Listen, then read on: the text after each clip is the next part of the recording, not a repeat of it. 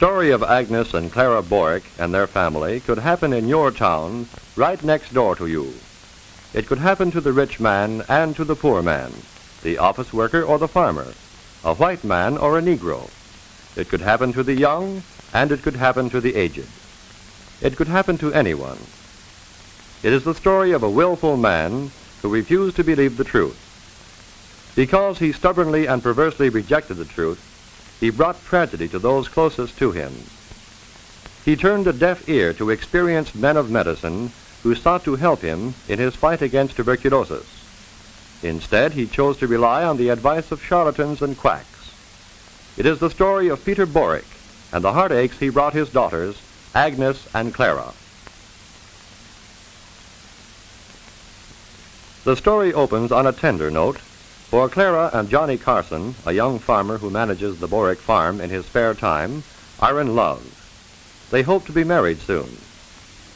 Johnny is her childhood sweetheart.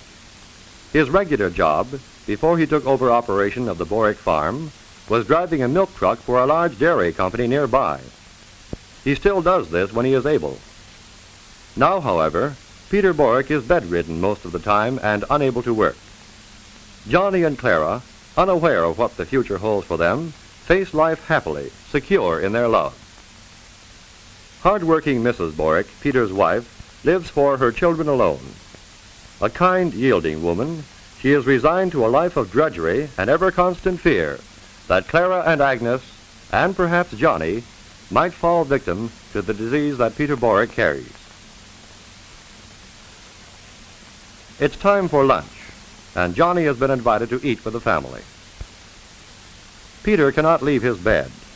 He will not go to a sanatorium. He does not believe tuberculosis is catching. He believes he can get well by staying in bed. He wants to be near his neighbors so they can drop in and see him. He likes Mrs. Borik's cooking. He wants to be home so he can call his wife or his daughters at any time of the day or night. The father's absence at mealtime is evident, but his influence, both physical and spiritual, is felt by the entire family every time they eat. The door beyond the kitchen stove leads to his room.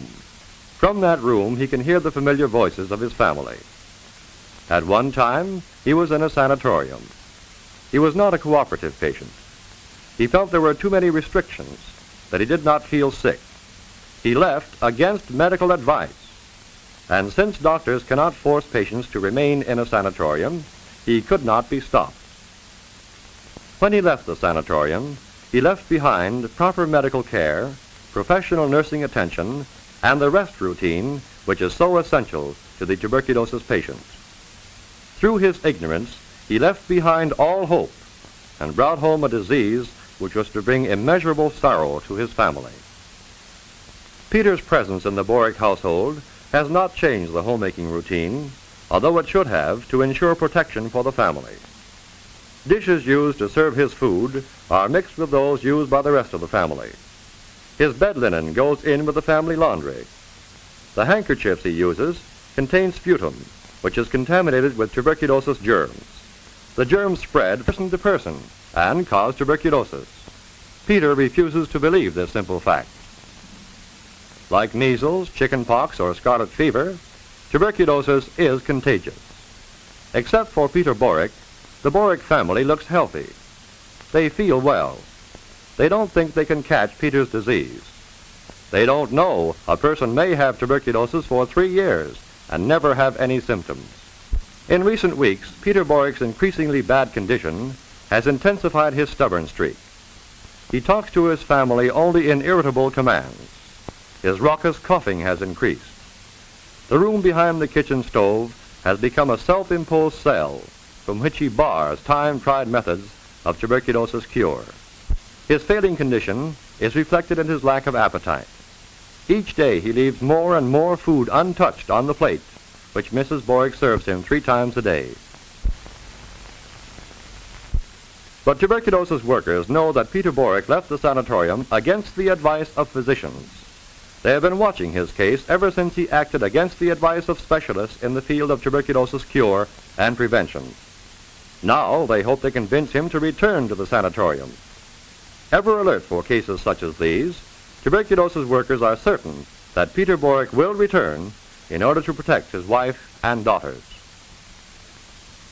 Courteous and professional, the tuberculosis worker visits the Borik household. This job requires tact, for she does not want to frighten Peter Borik back into the sanatorium. She must convince him and Mrs. Borik that he is spreading tuberculosis to his family and friends, that he'll be able to receive visitors frequently in the sanatorium. But Mrs. Borik will have none of this. She is too familiar with the wrath of her husband and with his ideas of sanatoriums.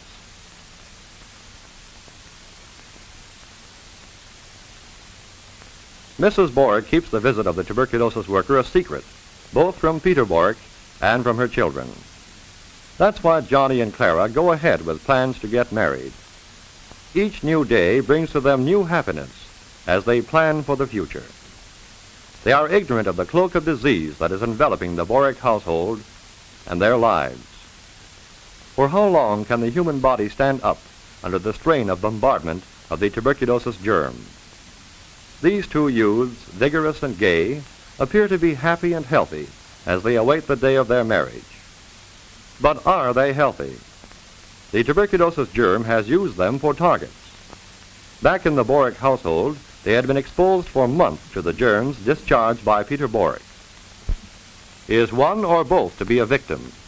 Perhaps they had come in contact with tuberculosis by touching an article contaminated by Peter Borik. In the spring, Johnny and Clara are married. Peter Borik is too ill to attend the church ceremony, but unknown to all, the mark of his willfulness is with them. It is a threat to their happiness that could have been avoided if Peter had gone to the sanatorium some time before. In fact, if Peter had listened to sound medical advice, or if his wife had acted upon the suggestion of the tuberculosis worker, he might have been cured by the time the wedding took place. As Johnny takes Clara for his wife and promises to protect her in sickness and in health, little does he realize that she had lived with open tuberculosis in the household. Whether or not she has escaped its attack remains to be seen. Their friends are equally ignorant of what is going on in the Borik household. They can see only the beautiful bride and the dashing, handsome groom, two healthy, vigorous young people who are now man and wife.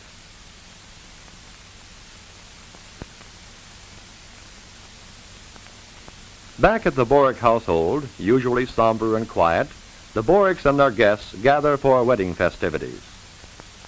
Everyone has visited and paid his respects to Peter Borik in his sick room. Preparations are made to have the bride cut the wedding cake.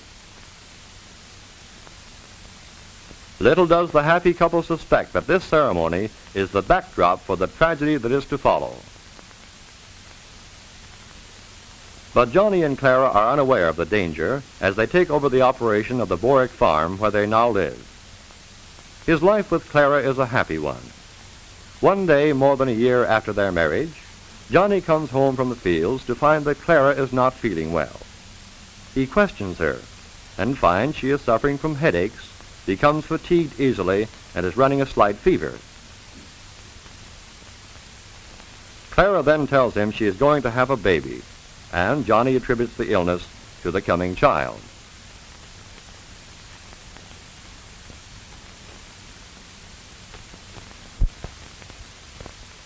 But as time goes on, Johnny wonders, could it be that in some mysterious manner, Peter's disease might be causing Clara's illness? Clara's symptoms grow more evident daily. She tires easily. The fresh farm foods cannot tempt her appetite.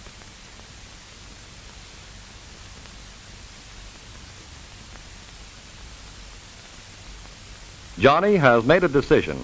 He is no longer satisfied with Peter's advice that Clara eat lots of food and stay out in the fresh air. Johnny wants Clara to go to a competent doctor. He fears for her life and that of their child. Clara has just had an x-ray of her lungs and a physical examination for tuberculosis at the sanatorium. The x-ray film seen in the viewer reveals she has fallen victim to the disease. The sanatorium doctor explains that everyone should have a chest x-ray each year. He tells Mrs. Borik that tuberculosis is not inherited, that it is not caused by weak lungs. He points out that it's spread by germs from one person to another, and it runs 15 times higher in families where there is a history of tuberculosis. The doctor ponders. He wonders where Clara could have contacted tuberculosis. He tells Mrs. Borik that one does not have to look sick to be sick with tuberculosis. The doctor also points out that the earlier tuberculosis is detected, the easier the disease is to cure. The body must build up a resistance to the germ. Clara has far advanced tuberculosis. If she'd only come to a doctor earlier, if she'd only been checked periodically for tuberculosis. How, he asked Mrs. Borik, could Clara have caught tuberculosis? Mrs. Borik knows now. Sadly, she recites the story of Peter for the first time. Peter, her husband, was in a sanatorium for treatment. But Peter didn't like the sanatorium. He didn't feel sick. He didn't realize that he should be willing to remain hospitalized so that his family would be protected against the disease. He didn't believe what the doctors told him. One night, Peter left the sanatorium. Peter Borik left the sanatorium against medical advice. The full impact of Peter's willfulness, his persistent rejection of the truth, has come home. Johnny wants Clara to go to the sanatorium. He feels that both her life and the life of their child might be saved. He knows if she'd gone earlier, she would not have to stay so long in the sanatorium. But Peter has taught his lesson well. Clara, too, rejects sanatorium care. She will take her chances of getting well at home. Her father had told her that once you entered a sanatorium, you would surely die. Poor Clara. She believes this wrong advice. What better attention could she get in a sanatorium, she asks herself and her husband. But she has no way of telling if she is getting better or worse. At the sanatorium, she would be x-rayed regularly. Sputum tests would be taken. Surgery would be recommended if necessary. The progress of her disease would be noted regularly.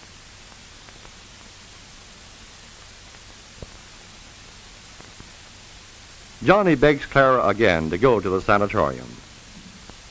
Complicated by the fact that she is expecting a baby, tuberculosis works quickly in Clara. She loses ground rapidly.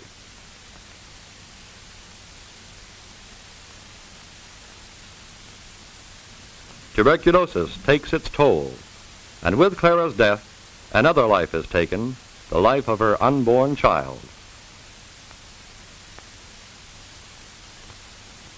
Clara has paid with her life. Johnny is not very expressive, but he misses Clara terribly. They had had so little time together. None of their plans, the plans of youth, had come to fruition.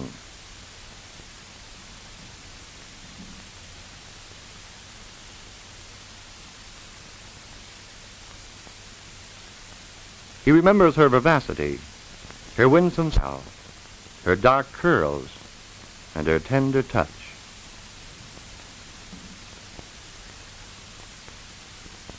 He realizes that all this is lost to him forever because of a disease which need not have happened if it had not been for one man's willfulness.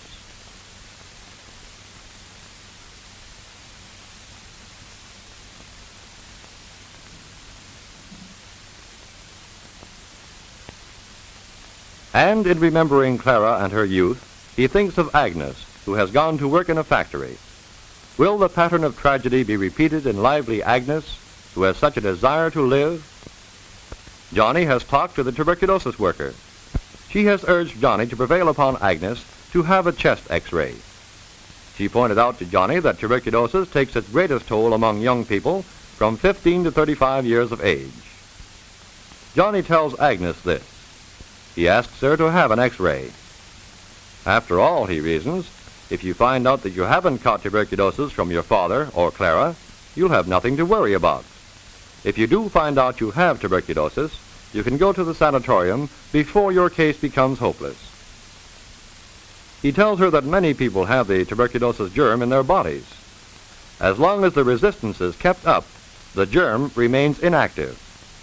He tells Agnes she has been working hard at her factory job, but the germ may have gotten a foothold in her body. He reasons with her, but Agnes can't be reasoned with. She has a streak of her father's willfulness in her. It is fate, she decides. If my father is sick with tuberculosis and my sister died from it, I will too. It's just a matter of time, and I might as well enjoy life. Secretly, Agnes feels that she too might have the disease.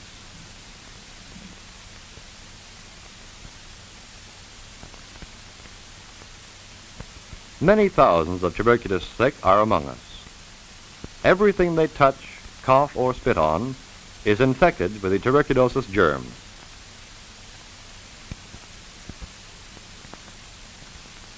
They're a constant source of danger to the people who come in contact with them. But they go blithely on their way, either unaware that they have the disease or unwilling to do anything about it.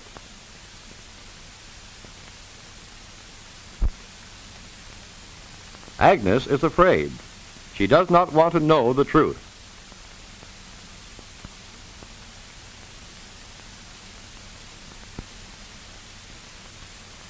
But the truth cannot be denied and shut out forever. It must come out. And Agnes, despite her stubbornness, cannot refuse to acknowledge that she is sick. Too sick to work efficiently.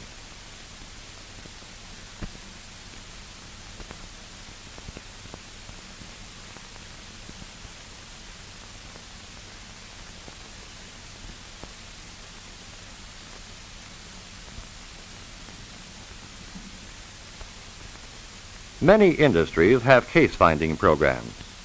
Industry wants to protect its workers against tuberculosis.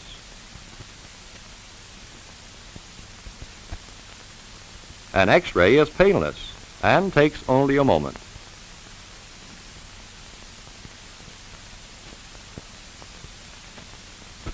X-ray is used to find tuberculosis among apparently healthy people as well as among persons who have had contact with a tuberculosis patient.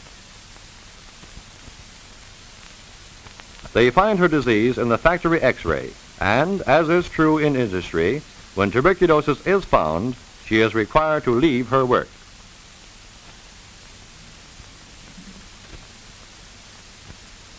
Agnes has tuberculosis.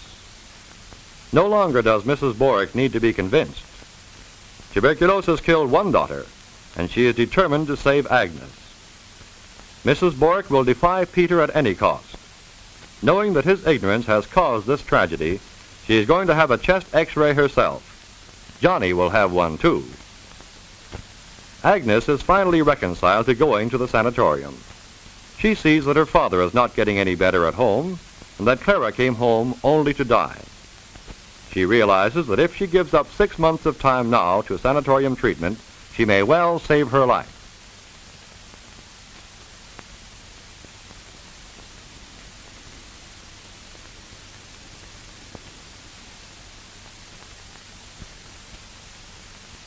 Happily, Agnes's disease has been caught early. She will be able to recover from tuberculosis and lead a happy, normal life.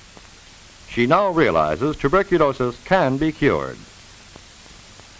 It is not a death sentence. Mrs. Borik knows, and Johnny knows, that by going to the sanatorium early, Agnes's chances for recovery are enhanced.